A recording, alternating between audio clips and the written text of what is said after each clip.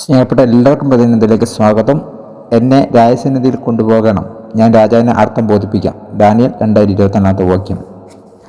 ദാനിയേലും ഒരു രാജാവിൻ്റെ ഹൃദയം മാറാൻ കാരണമായി. ബാബിലോണിലെ ആർക്കും നെബൂഖദ്നേസർ രാജാവിനെ അസ്വസ്ഥമാക്കിയ സ്വപ്നത്തെ വിവരിക്കാനോ വ്യാഖ്യാനിക്കാനോ കഴിഞ്ഞില്ല. ഇത് അദ്ദേഹത്തെ ചൊടിപ്പിച്ചു. ദാനിയേലിന്റെ സുഹൃത്തുക്കളും ഉൾപ്പെടെ എല്ലാ ഉപദേശകന്മാരെയും വധിക്കുവാൻ അദ്ദേഹം തീരുമാനിച്ചു. എന്നാൽ തങ്ങളെ വധിക്കുവാൻ തീരുമാനിച്ചിരിക്കുന്ന രാജാവിൻ്റെ സന്നിധിയിൽ തന്നെ കൊണ്ടുപോകണം എന്ന് ദാനിയേൽ ആവശ്യപ്പെട്ടു.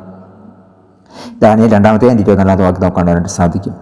നെബൂഖദ്നേസറിന്റെ മുമ്പിൽ നിന്നുകൊണ്ട് രഹസ്യങ്ങളെ വെളിപ്പെടുത്തുന്ന ദൈവത്തെ ദാനിയേൽ സകലവും മഹത്വം നൽകി. വാക്യം 28 കാണുവാൻ സാധിക്കും. പ്രവാചകന്മാർ സ്വപ്നത്തെ വിധിക്കുകയും അതിൻ്റെ അർത്ഥം ബോധിപ്പിക്കുകയും ചെയ്തപ്പോൾ നെബൂഖദ്നേസർ ദൈവാദി ദൈവം, രാജാതി രാജാവും കർത്താതി കർത്താവുമായ ദൈവത്തെ ആരാധിച്ചു. ദൈവത്തിലുള്ള അടിയുറച്ച വിശ്വാസത്താൽ ഉളവായ ദാനിയേലിന്റെ അസാധാരണമായ ധൈര്യം അദ്ദേഹത്തെ കൂട്ടുകാരെ മറ്റു ഉപദേശകരെ മരണത്തിൽ നിന്ന് രക്ഷിച്ചു. നമ്മുടെ ജീവിതത്തിൽ പ്രധാനപ്പെട്ട സന്ദേശങ്ങൾ കൈമാറാൻ ധൈര്യവും മനസ്സാന്നിധ്യവും ആവശ്യമുള്ള സമയമുണ്ട്. ദൈവം നമ്മുടെ വാക്കുകളെ നയിക്കുകയും തക്ക സമയത്ത് എന്താണ് പറയേണ്ടതെന്നുള്ള അറിവും അത് നന്നായി പറയാനുള്ള കഴിവും ജ്ഞാനവും നൽകട്ടെ.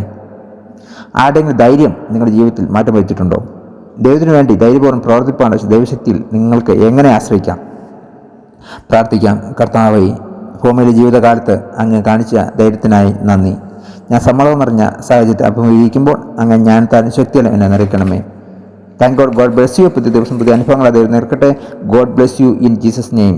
ആമേൻ.